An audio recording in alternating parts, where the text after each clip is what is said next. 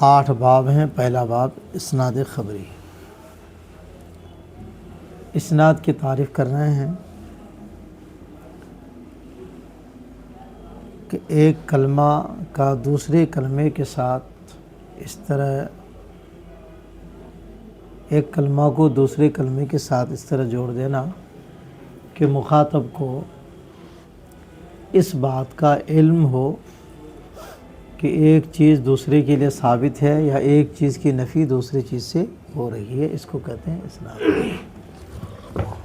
کروا ہوا ضم کلمۃ او ما یجری مجراہا، اسناد کرو کلمہ یا جو کلمہ کے قائم مقام ہے، جس کی تعبیر کلمہ سے ہو سکتی ہے، کہ وہ کلمہ یا جو کلمہ کے قائم مقام ہے اس کو ملانا ہے الی اخری دوسرے کلمے کے ساتھ، بحیث اس حیثیت سے کہ یفید الحکم بأن مفہوم احداہما ثابت لمفہوم الاخری، کہ اس بات کا، اس حکم کا افادہ کرے کہ ان میں سے ایک کا مفہوم ثابت ہے دوسرے کے مفہوم کے لیے، او منفی عنہ، یا ایک کا مفہوم دوسرے کے مفہوم سے منفی ہے، یعنی ایک کے مفہوم کی نفی دوسرے کے مفہوم سے کی گئی ہے،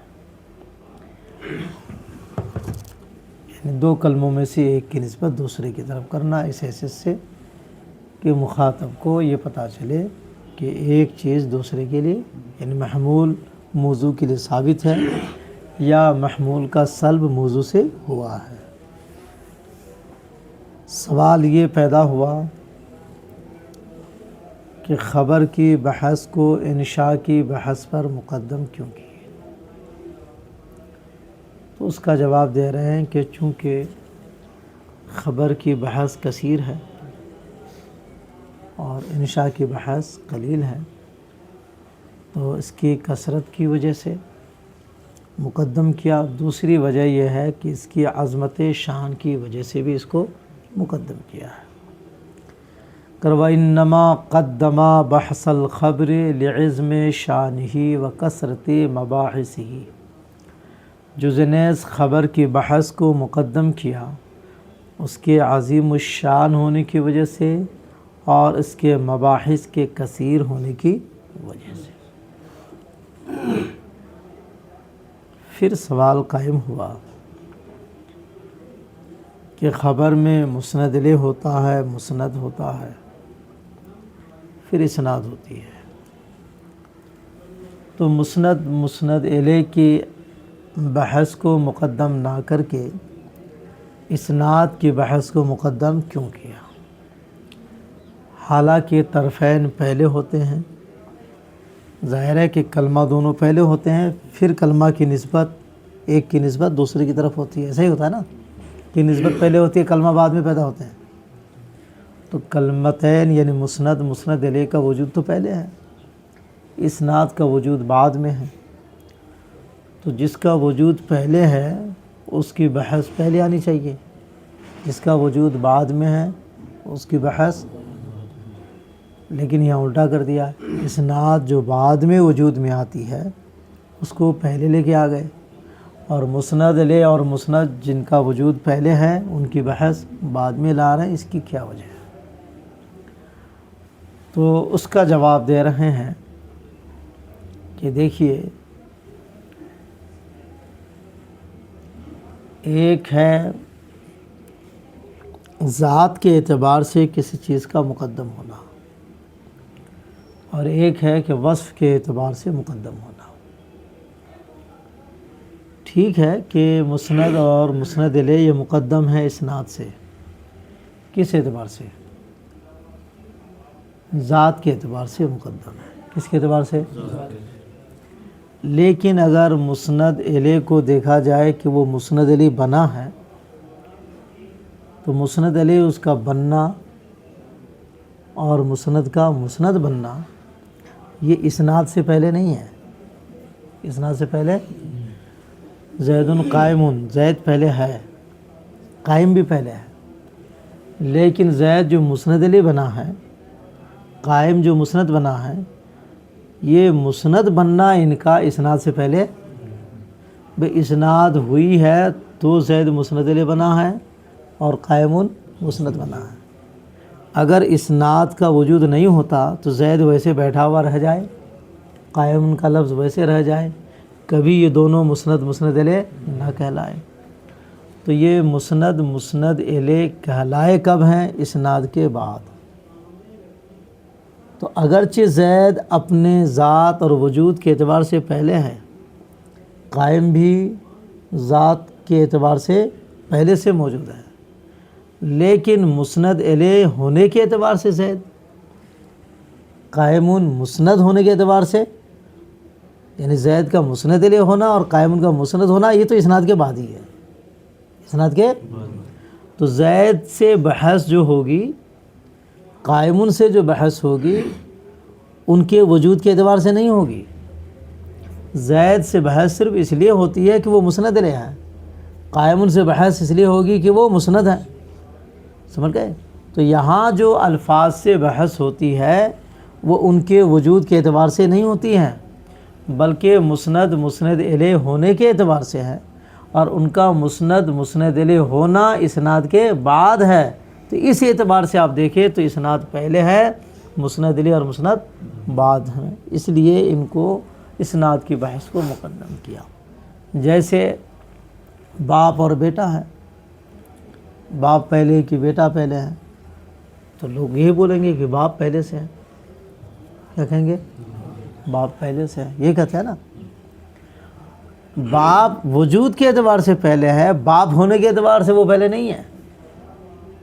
باپ ہونے کے اعتبار سے پہلے، باپ تو اسی وقت بنا جب اس کا بیٹا پیدا ہوا، بغیر بیٹا کے باپ کہاں ہے؟ اولاد ہوتی ہے تو باپ بنتا ہے نا۔ تو وجود اس کا پہلے ہونا الگ مسئلہ ہے اور باپ ہونا الگ مسئلہ ہے۔ زید کا موجود ہونا پہلے ہے، لیکن باپ ہونا پہلے بیٹا سے، جب اولاد ہوئی ہے تو باپ بنا ہے، جب باپ بنا ہے تو اولاد ہوئی ہے۔ یہ دونوں تضائف میں سے ہیں، نہ تو باپ کا تحقق بیٹا سے پہلے، نہ بیٹا کا تحقق باپ سے پہلے۔ وجود کے اعتبار سے باپ پہلے ہے، مگر وصف ابوت کے اعتبار سے وہ بیٹا سے پہلے نہیں ہے، دونوں ایک ساتھ ہے۔ تو ٹھیک اسی طرح مسند علیہ اور مسند اپنے وجود کے اعتبار سے پہلے ہے، اس اعتبار سے تھوڑو یہاں بحث ہوتی ہے، ان کے وجود کے اعتبار سے تھوڑو بحث ہوتی ہے، یہاں بحث ہوتی ہے اس کے مسند علیہ اور مسند ہونے کے اعتبار سے۔ تو ان کا مسند علیہ ہونا اور مسند ہونا وہ اسناد کے بعد ہے، اسناد پائی گئی تب کوئی مسند علیہ کہلایا اور کوئی مسند کہلایا۔ جیسے نکاح ہے، نکاح پہلے ہے کہ زوجن پہلے ہے؟ نکاح پہلے ہے یا زوجن پہلے ہے؟ اب کہیں گے زوجن پہلے ہے، تو زوجن پہلے، نکاح سے پہلے وہ زوجن تھے؟ ہاں، نکاح ہوا تو زوجن بنے، سمجھ گئے؟ اسی طرح اسناد پایا گیا تو یہ مسند اور مسند علیہ بنے، اس اعتبار سے دیکھیے اسناد مقدم ہے، اس لیے اسناد کی بحث کو مقدم کیا۔ ثم قدم احوال الاسناد على احوال المسند الیہ والمسند مع تاخر النسبت عن الطرفین، پھر اسناد کے احوال کو مقدم کیا مسند الیہ اور مسند کے احوال پر، حالانکہ نسبت طرفین سے مؤخر ہے۔ کیوں کیا؟ جواب، لأن البحث فی علم المعانی انما ہوا عن احوال اللفظ الموصوف بکونہ مسندا الیہ او مسندا، اس لیے کہ بحث علم معنی میں لفظ کے احوال سے اس کے مسند الیہ اور مسند ہونے کے ساتھ متصف ہونے کی حیثیت سے ہے، مسند اور مسند الیہ ہونے کی حیثیت سے ہے۔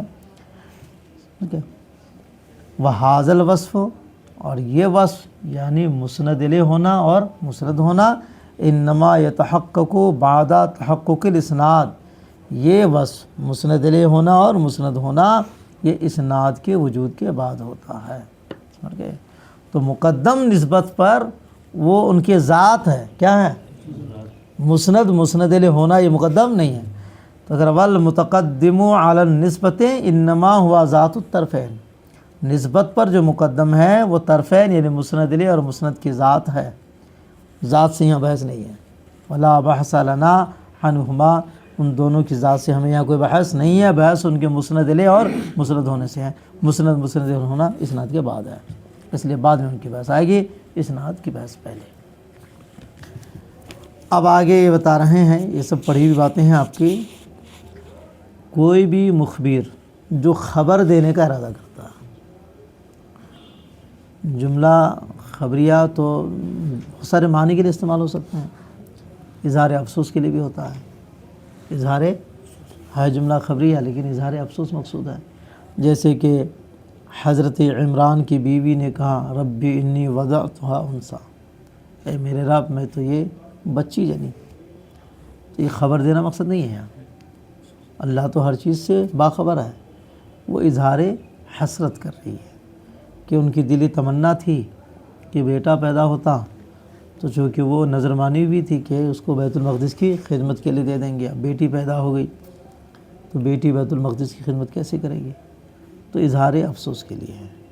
تو وہ نہیں، مخبر جب اپنی خبر سے خبر دینے کا ارادہ کرے، کسی کو خبر دینے کا ارادہ کرے، جانکاری پہنچانے کا ارادہ کرے، تو ان کے دو مقاصد میں سے ایک ہوتے ہیں، یا تو یہ مقصد ہوگا کہ اگلے آدمی کو یہ بات معلوم نہیں ہے اس لیے وہ بتا دے رہا ہے، اس لیے یعنی اگلے آدمی کو جانکاری دینا یہ مقصود ہے کہ وہ اس خبر سے آگاہ نہیں ہے تو اس کو خبر بتا دیتا، یہ مقصد ہوتا ہے، اس کو فائدہ خبر کہتے ہیں، کیا کہتے ہیں؟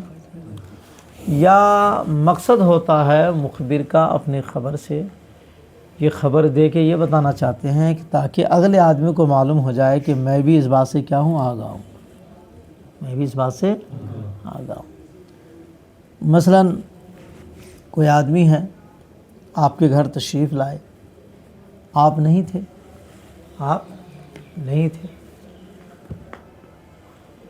دوسرے دن بازار میں ان سے ملاقات ہو گئی، تو اب آپ ان سے کہہ رہے ہیں کہ آپ کل ہمارے یہاں تشریف لائے تھے، کیا کہہ رہے ہیں آپ کل ہمارے یہاں تشریف لائے تھے، تو یہ تو نہیں مقصد ہے نا آپ کا کہ ان کو یہ خبر معلوم ہو جائے، وہ آئے تھے تو ان کو تو معلوم ہے ہی ہے کہ نہیں معلوم، ان کو معلوم ہے نا، تو ان کو جانکاری دینا مقصد نہیں ہے، بلکہ یہ بتانا مقصد ہے کہ آپ جو آئے تھے مجھے اس کا علم ہو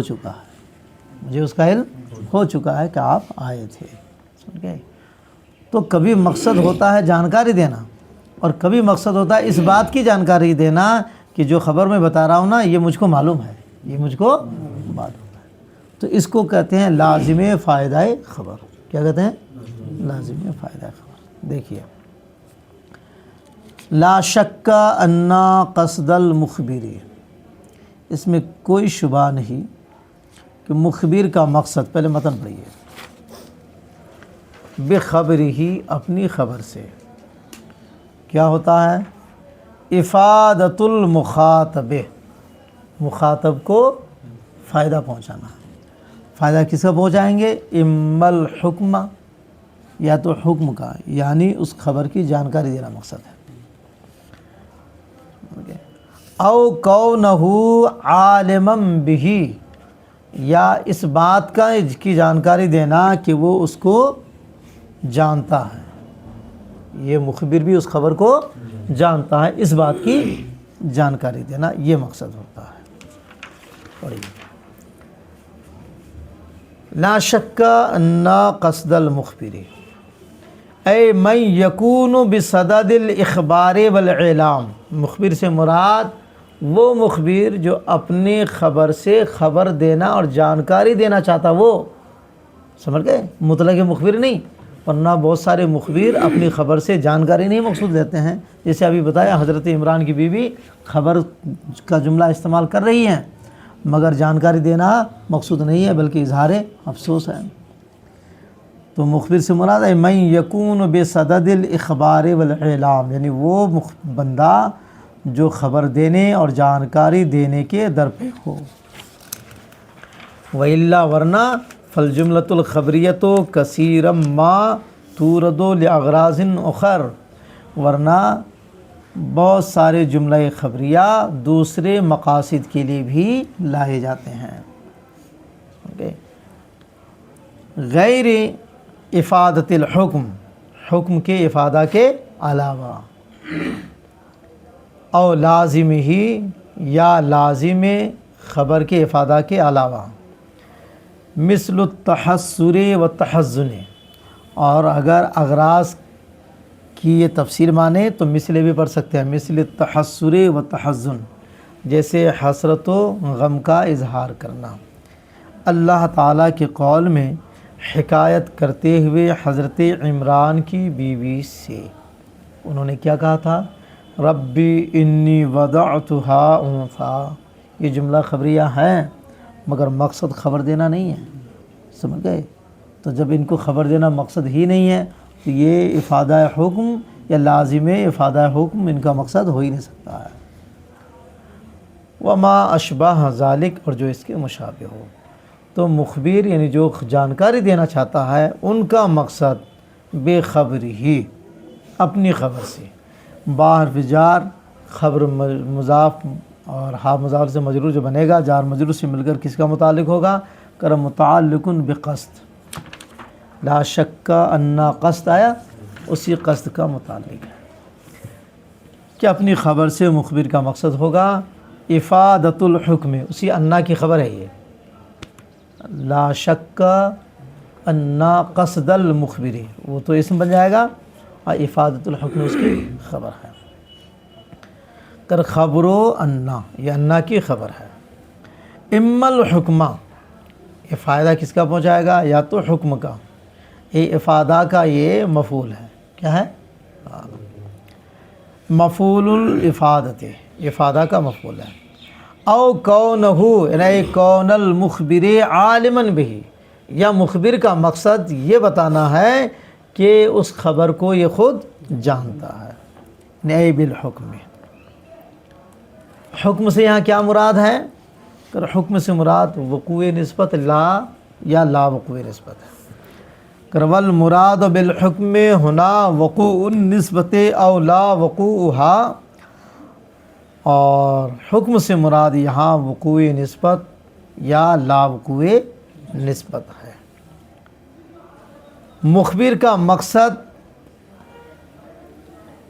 اپنی خبر سے جو یہ دینا ہے کہ حکم کا فائدہ پہنچانا یا لازم فائدہ خبر کا فائدہ پہنچانا، تو یہ ضروری نہیں ہے کہ وہ چیز واقع کے مطابق ہی ہو، یہ ضروری ہاں، کیونکہ کبھی کبھار جو خبر ہے وہ کاذب بھی ہوتی ہے، ہوگی تو خبر ہی وہ، تو جو خبر کاذب ہے تو واقع کے مطابق تو نہیں ہوگی نا۔ تو اگرچہ مخبر کا مقصد یہ ہے کہ ہم اس کی ان کو جانکاری دیں یا اس بات کی جانکاری دیں کہ ہم اس کو جانتے ہیں، یہ مقصد ہے اس کا، لیکن ضروری نہیں ہے کہ یہ بات ان کی واقع کے مطابق ہو۔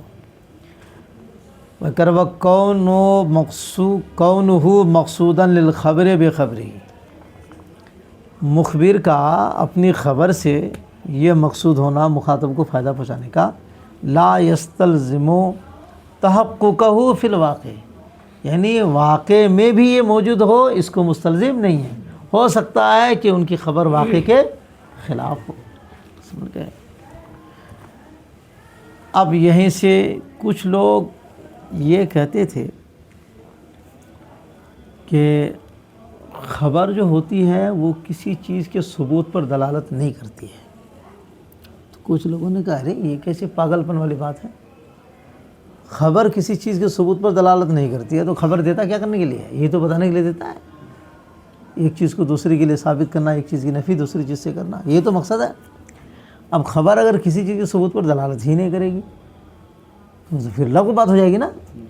تو کچھ لوگوں نے یہ کہا تھا کہ خبر کسی چیز کے ثبوت پر دلالت نہیں کرتی ہے، تو لوگوں نے کہا یہ بات غلط ہے، ان کا یہ کہنا صحیح نہیں ہے۔ تو حضرت شارع ان کی بات کی توضیح کرتے اور ان کو صحیح ثابت کرنے کی کوشش کرتے ہیں کہ جو لوگ یہ کہتے ہیں کہ خبر کسی چیز پر دلالت نہیں کرتی ہے، اس کا یہ مطلب نہیں ہے کہ خبر کسی چیز پر دلالت ہی نہیں کرتی ہے۔ ان کے کہنے کا مطلب یہ ہے کہ خبر کے لیے ضروری نہیں کہ واقعے کے مطابق ہو، خبر کے لیے ضروری نہیں ہے کہ واقعے کے خلاف بھی ہو سکتی ہے، یہ وہ کہنا چاہتے تھے۔ تعبیر دوسری کر دی انہوں نے، تعبیر تو غلط تعبیر کرنی بھی نہیں چاہیے نا کہ لوگ الجھن میں پڑ جائے. سمجھ میں آئے؟ تو بہرحال تعبیر غلط ہو گئی، مراد ان کی یہی ہے، اور یہی مراد ہے. حضرت شارع کو انہوں نے بتایا تھا یا ملاقات ہوئی تھی، وہ تو وہی بتائیں گے. سمجھ گیا؟ بہرحال کسی کی بات کی توضیح اگر ایسی کر کے صحیح ہو جاتی ہے تو یہ بہتر ہے. کیا ہے؟ لیکن کب تک؟ ان سے استفسار کے باوجود اگر وہ نہیں توضیح کر پا رہا ہے، اب اس کے مرنے کے بعد ان کے پسماندگان اگر اس کی توضیح کر کے صحیح ثابت کرنے کی کوشش کریں گے، اس کا اعتبار نہیں ہوگا. جسے آج کل کے دیا بنا ہے، ان کے یہ لوگ مر گئے، اعلیٰ حضرت رضی اللہ تعالیٰ عنہ استفسار کرتے رہے 8-10 سال تک، مگر کوئی ایسی تعویل وہ لوگ نہیں پیش کر پائے جس سے وہ لوگ کفر سے بچ سکتے تھے. کوئی ایسی تعویل. اب آج کل وہ لوگ کہتے نہیں یہ مراد ہے، وہ مراد ہے، فلاں ہے، ڈھمکا یہ کہہ رہے. تو ان کے کہنے کا مطلب تھوڑا ہے توضیح القول بما لا یرضی بہ القائل کی قبیل سے ہے یہ. یعنی جو توضیحات تم کر رہے ہو وہ قائلین ان توضیحات سے خود راضی نہیں تھے، وہ خود راضی، تو تمہاری توضیح کا کیا اعتبار ہے؟ ہاں اگر ان کی طرف سے کوئی توجیہ ایسی نہیں ہے اور ان سے کوئی استفسار بھی نہیں ہوا تھا، وہ کہہ کے چلے گئے ہیں، اس زمانے میں ان سے کوئی سوال بھی نہیں ہوا تھا، اب سوالات بن رہے ہیں، تو اب ان کی تعویل کر کے ان کو بچایا جا سکتا ہے کہ شاید ان کی یہ مراد ہو. جیسے حضرت شارع کر رہے ہیں کہ انہوں نے یہ کہا تھا کہ بھئی خبر کسی چیز کے ثبوت پر دلالت نہیں کرتی ہے.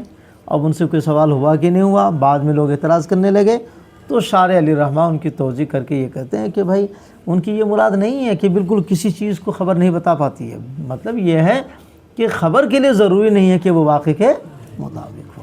دیکھیے تحاذا مراد، یہ جو کہا نا کہ مخبر کا مقصد ہے فائدہ پہنچانا، لیکن اس کے لیے لازم نہیں کہ وہ واقع میں ایسا ہو. تو یہی مراد ہے ان کی جنہوں نے کہا ان الخبر لا يدل على ثبوت المعنی او انتفاعہ، کہ خبر دلالت نہیں کرتی ہے کسی معنی کے ثبوت یا نفی پر.